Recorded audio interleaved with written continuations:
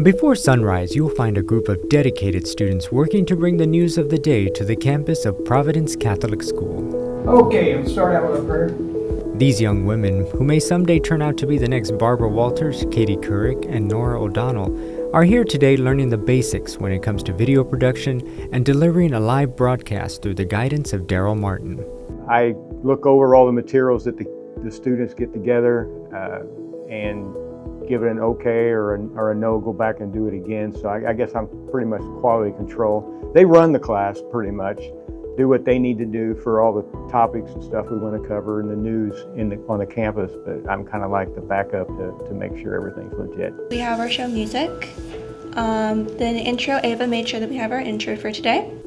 During the morning production meeting, We chose Food Drive for Needy Animals. That's good. I like that. is where they gather to discuss Today's show, and iron out any loose ends on that day's broadcast. I reviewed the footage. It looked pretty good. I liked it. The girls have set the bar high to deliver a quality show to their fellow classmates and have a precise cadence and rhythm that they follow that has become second nature to them. My daily duties are I, of course, go sit in the morning brief and I give my input if I know about anything going on. So I give them that information, then I come here, I turn on all the lights behind me, make sure the anchor setup is all good, and then I rewrite script for today. I add in all of the new announcements for today. I check lunch, I check weather, get ready, do my makeup, do my hair, practice script again, and then show's here. So is it dark on the back so whenever we're filming my face doesn't light up super bright? While Madeline is doing a run-through of the show, reporters head out and film a segment called Hot Seat that will air the following day. On a daily basis, we go out, we take our little handheld camera, and we go out, we film Hot Seat, where we ask teachers or students like rapid fire questions that we prepare. And we also film our intros, which come before our show. 2, 1. Good morning, Provets, and welcome back to Provet TV Hot Seat. Today I'm here with Ava Luther. And let's get into these questions. So tell me, how do you spend Christmas Day? Usually at midnight, me and my family open our presents and then we go to sleep. Madeline is the anchor of the show, but in order for her to look presentable on camera, it takes a supportive team working behind the scenes to make sure Madeline looks and sounds good. We also work behind the scenes. We do either the slideshow that goes on here, or we do script, which Maddie reads off of while we're filming her. In our ending segment, For the past 18 years, Mr. Martin has been the instructor of this course and says for the most part, the students that come in as freshmen are pretty motivated. But to ensure that high level of motivation continues, he brings in a little help from time to time. First, they come in very excited about the program. They like being on camera, most of them. There's a few that like to be behind the camera. The motivation to get them to do what they need to do is we have quite a few past students that have went on to make this a career. WOAI, for instance, just recently ESPN. And every once in a while we'll have those girls come in and say a few words to them if they're in the area, and that's a pretty good motivator. Past Provet TV students such as Erin Nichols, Madeline Mendoza, Alejandra Rodriguez, and Sierra Williams are all grateful and proud to have had the opportunity to be part of Provet TV. Mr. Martin's class definitely did set that foundation for me, not only with the skill set or things that you can put on LinkedIn or a resume, but also because I feel like even just Providence as a whole, I feel like girls are just really encouraged to be themselves.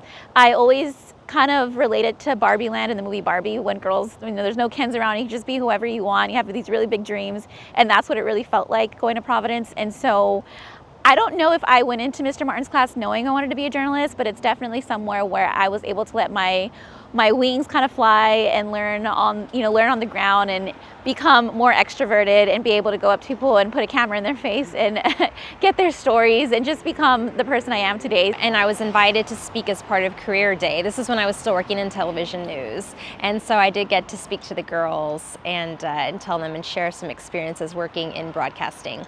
So it was really impressive just kind of seeing what tools the girls had to work with and how far the program had come since I started there. Freshman year, you're more of a tech kind of role. You were on camera every now and then, but not as much as the older girls. The final semester of freshman year is when we started doing a little bit more on-camera stuff. Going into sophomore year, you were an anchor. You were able to help with the scripts a lot more. And then junior year, we got, I say we, my best friend Jackie and I, we both got promoted to producer, and so that required a little bit more planning, a lot more of the writing responsibilities. Senior year, we were both promoted to executive producer, so that required going through all of the announcements that the teachers would send in, making sure that none of them were old, past due. For Sierra Williams, out of all the students that have gone through Mr. Martin's class, she may very well be the only student that walked away with something much more valuable than knowledge in TV production, something that is life-changing. At first, I really didn't want to join Provet TV. At the beginning of my 8th grade year, I had found out that I had another learning disability. I had been told by several doctors that I would never amount to anything in life, and I hope you're ready to be a fast food worker because that's all you'll ever be able to do and that's all you'll ever be able to accomplish. Mr. Martin came up to me towards the end of the year and he asked me to try out for Provet TV. I was like, okay, sure, why not? Thinking I'd never get in because I didn't see anything in myself. What did he see in myself? But on the first day of my freshman year, I found out that I had gotten into that class. I had later found out that he called my mom asking what was wrong with me, and my mom told him everything, and he asked her, "Do you trust me?" She said, "Well, yeah, sure." He said, "Give me a chance to show her, there is something in herself that she doesn't see, but I do." By the way, Sierra did prove those doctors wrong that said she would only be able to work in fast food as an adult. I'm currently an executive producer at ESPN Plus at SEMO at my college, and I'm like, okay, not the path I thought, but while here at ESPN, I've been directing a lot. That excitement that fueled the creativity of these students from Provet TV's past is still alive and well with the current group of girls producing about 160 live shows each school year. Before we break, to get ready for the show, I want to remind everybody of attention to detail. After show, we put up all the announcements that we presented during show onto the scroller, so that way in case people had already missed the show or they're coming in late, they can see what they're missing out on. Good morning, Provets. I'm Maddie, and welcome back to Provet TV. There will be a dance recital, Opus, tonight at 7 p.m. in the Gland Gym. There will be a Spanish Honors Society meeting today at 3:15 p.m. Attention writers and artists. The school's literary magazine, The Plaid Skirt, is now accepting submissions for the upcoming issue. Some of these students will be working for a TV station or other forms of broadcasting after college. And for a young journalist starting out their career at a TV or radio station or newspaper, you never forget your first major story that you covered.